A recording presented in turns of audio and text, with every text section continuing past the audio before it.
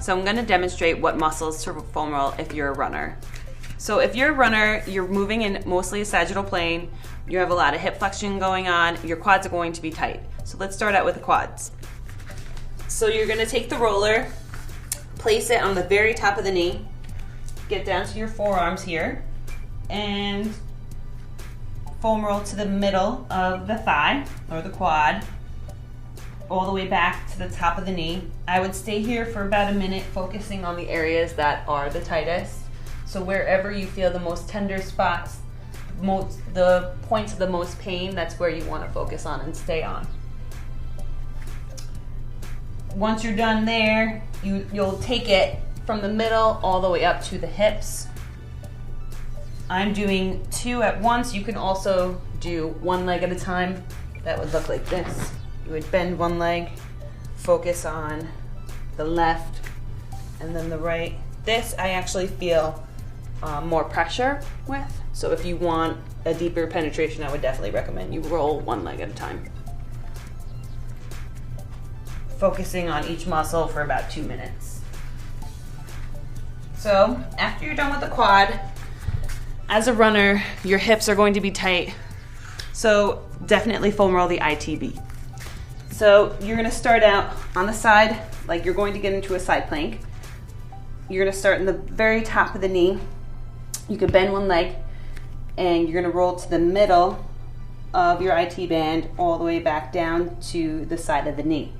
This is an intense muscle, so you want to take your time, and you can, by bending this leg, you're taking some pressure off of the muscle or of the band by applying your body weight much more. You're kind of splitting your body weight.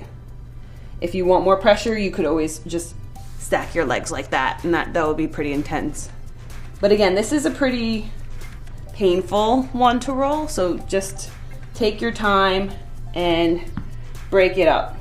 So after you're done rolling the bottom portion, you're going to take it from the middle and roll to the top of the hip. Spending about 1 minute or 2 minutes on each portion. I'm breaking the band and the quads up because the femur is usually pretty long, so you want to break it up.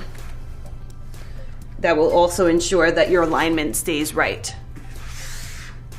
So as a runner, you also want to make sure you're going to roll your adductors. So you're going to place the roller just like this. You're going to externally rotate your leg, and you're going to lie down on the roller. You could come down to your forearms, and you're just going to roll to the middle of the thigh, back to the bottom or the top of the knee. Just like that. And again, I'm splitting it up. I'm only rolling to the middle and to the top of the knee. 1 minute there, you're going to take the roller, start in the middle, and then you're going to roll all the way to the top of the groin.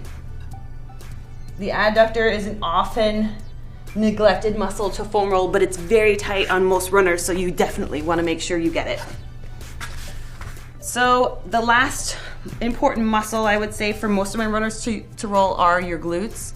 So you want to make sure you start out rolling the glute medius, which is the outer portion of your butt, and just, you could lean to one side.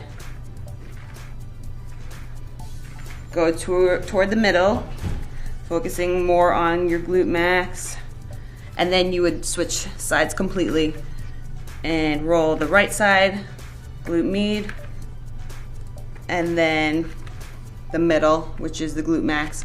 Spending again 1 to 2 minutes on each muscle group. I would spend 1 to 2 minutes on the left and 1 to 2 minutes on the right. And those are the most effective muscles to roll if you're a runner.